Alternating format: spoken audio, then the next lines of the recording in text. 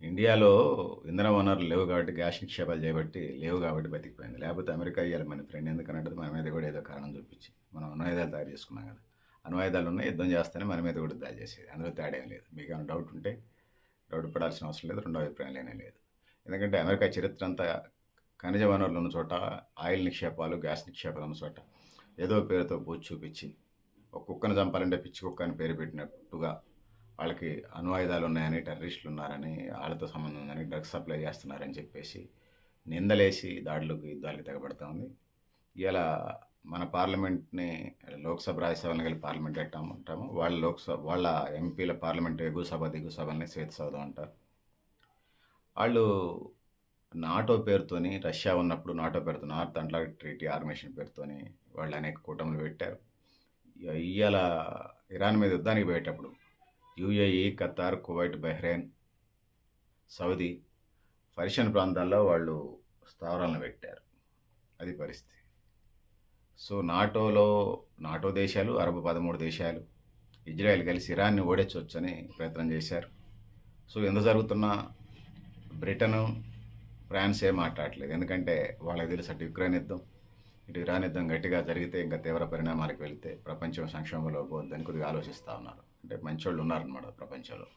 Ukraine Iran యుద్ధం ప్రపంచాన్ని అష్టదిగ్బంధనం చేసే పరిస్థితి ఉందనేది కూడా మనకు తెలుసు.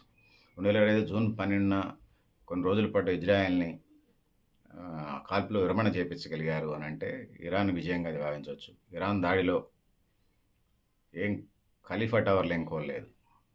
ఇరాన్ దాడులు కూడా సౌదీ 13 దేశాల్లో, అంటే అరబ్ దేశాలైనటువంటి 13 దేశాల్లో అమెరికా సైనిక స్థావరాల మీదనే దాడులు చేసుకుంటూ వచ్చింది. ఆ దేశ ప్రజలకి ఇతర ప్రయత్నం చేయాలన్నా బై మిస్టేక్ ఏమైనా జరిగితే చెప్పలేం. కానీ సౌదీ మీద ప్రత్యక్ష ఆంక్షలు పెట్టింది. ఇవన్నీ చూసిన తర్వాత ఇరాన్ వైపు ఓడిపోద్ది అనుకున్న టైంలో సౌదీ మీద ట్రంప్ అనేక తిట్ల దండకం మొదలుపెట్టిండు.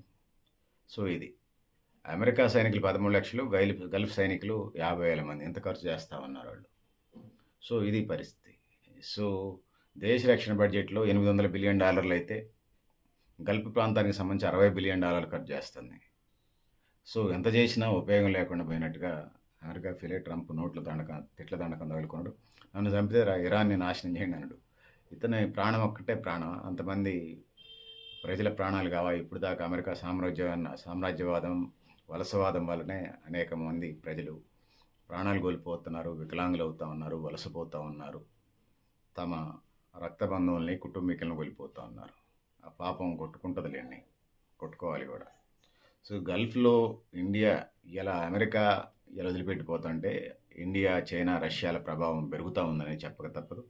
గల్ఫ్ దేశాలు డాలర్లతోనే కాకుండా ఇతర కరెన్సీలతో కూడా వ్యాపారం చేస్తున్నాయి. నాట్ ఓన్లీ డాలర్, ఇతర కరెన్సీ అంటే మంది రూపాయి ఉందనుకోండి, దాంతో ఇట్లా ఇతర కరెన్సీ నోట్లతో కూడా వ్యాపారం చేస్తుంది.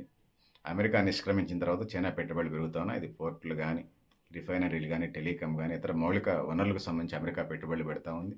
సో ఏదేమైనా యుద్ధాలు చేసిన వాళ్ళు ఎప్పుడు బాగుపడ్డాడు చరిత్రలో లేదు. సో కాకపోతే ఖనిజ వనరుల పేరుతో ఆక్రమించుకొని కబ్జాలు చేసినట్టుగా ఉంటుంది.